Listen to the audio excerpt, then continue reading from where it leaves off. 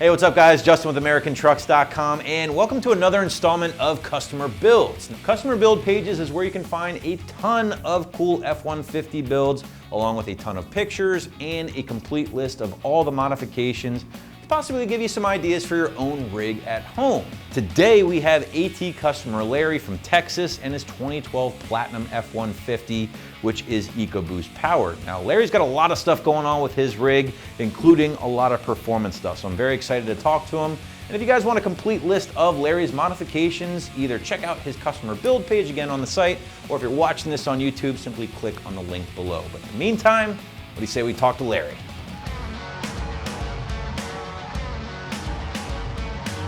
What's happening, Larry? How you doing, man?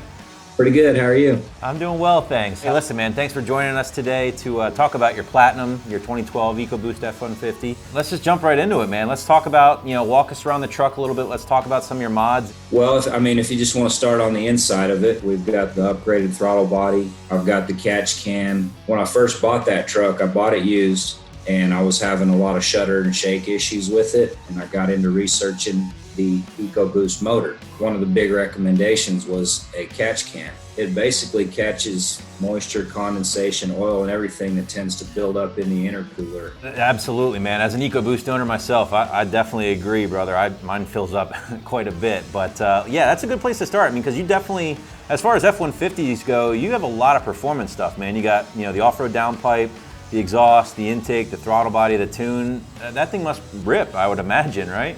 It does. It's for a lifted truck on 35-inch mud tires. It's pretty quick, and I've surprised quite a bit of people with it. I bet, man. Did you ever throw that on a dyno, or you just you got the old butt dyno working for you? Not yet, man, but I have four-wheel diff lock boost launched it, and it'll rip those tires. I believe it. Now that's an aggressive exhaust combo between the off-road downpipe and the MBRP, the mid-cab exit. You like how it sounds?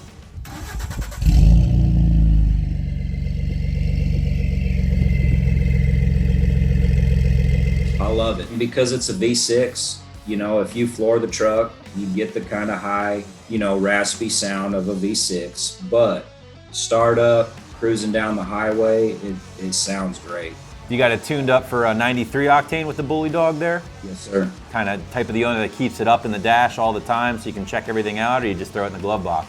No, I bought the A-pillar mount for it, and I painted it to match the interior of the truck, so I keep it there on the A-pillar. And I monitor my boost, my throttle position, speed.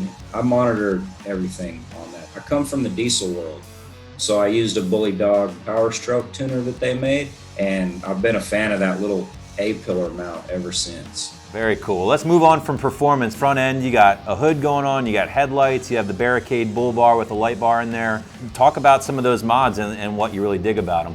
The hood and the grill combo, I think, is probably my favorite part. I shopped around for a hood, and you see those dual scoop style hood on them, and I always like that. So that's kind of what I was looking for. And I had the body shop color match the hood and the grill, all painted tuxedo black to match the truck, and it looks sharp. It's the move sticker on the Barricade bull bar. Does that work? I'm right in the middle of anybody that I want to see it. They're either in a car and they're too low to see it, or they're in a truck that's bigger than me and they're too high to see it. But when you see the reverse lettering, you get it. Yeah, absolutely. I got a kick out of it when I saw it. So I was like, I got to ask if it actually works and if people actually get the heck out of the way. Or do you end up using that light bar quite a bit on that bull bar? Gotten 2 tickets for it already. Are you serious?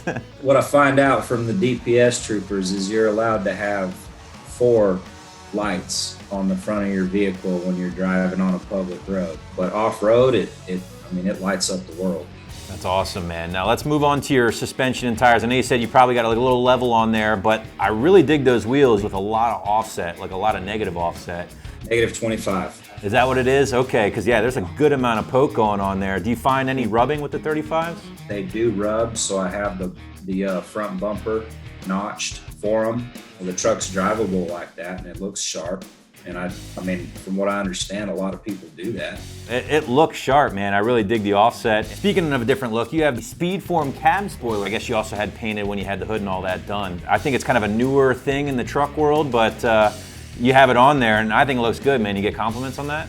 I have. I've had people, they're like, they want to know if it came like that because it's not something you see, but when you do see it, you can tell it's different. You know, if you're a truck guy, you know, you're like, hey, what is that? But I really like it. Yeah, it's sharp, man. I dig it. And back there, you got a lot of stuff going on. You obviously have the back flip bed cover, which we're very familiar with. We love those. But I really want to hear your impressions on the UnderCover, the swing out boxes. Are you liking them?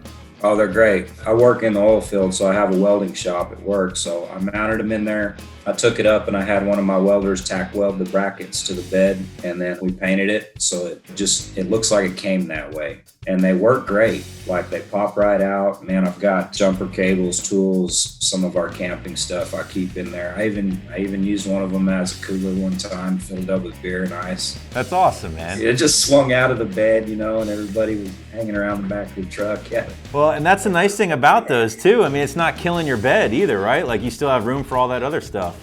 Oh yeah.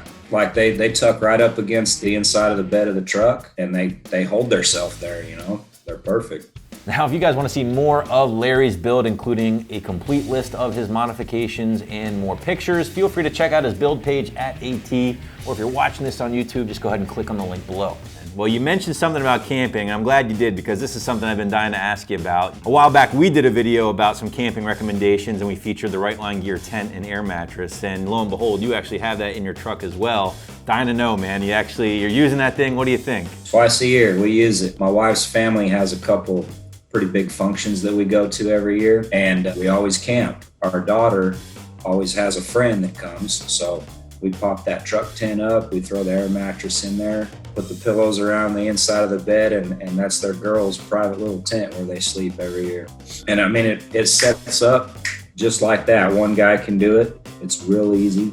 That mattress come with a little portable pump that plugs inside the truck and blows it up, slide it in there, and it's good to go. Yeah, I know. That's a very cool setup. Sometimes that's the only way you'll get them to actually go camping with you, if you're kind of up off the ground a little bit, you know, in some safety. Well, yeah, they're teenagers, so they want to like have their own space. They don't want to be in the tent with mom and dad, you know. I get it, man. No, that's awesome. And now, as far as that, like interior-wise, you got, you know, some seat covers. You also have the Barricade floor liners and stuff. They fit pretty good, it looks like, huh? Perfect. I was really impressed with those, actually. I like the thickness of them, the weight of them. I mean, they fit the truck perfect. I like them because they kind of match the tire tread a little bit, like on the mud terrains. Yeah, for sure. It has that kind of that rougher, you know, off-road look that we're all hunting. You also got the WeatherTech deflectors on there, which I always like too, because if it's pouring down rain, which I'm sure it does in Texas, you can crack the windows a little bit and still get some fresh air. Well, Larry, any future plans with the truck? I mean, it looks like you got pretty much everything covered, but what's anything on the list for next? My next, the next thing I want to do is the methanol injection. There's not much further I can go with that truck without tearing the block down and putting a stroker system in it, but methanol injection, I can do that, you know.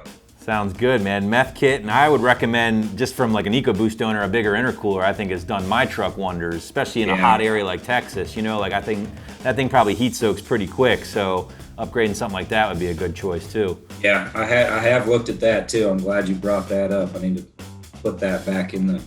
Hey, it's my job, right? It's just a cool truck, dude. And I mean, like I said, I come from the 3/4 ton diesels, but my Power Stroke had some issues that weren't worth fixing, so I traded it in for this truck, and I've had a lot of fun with this little truck.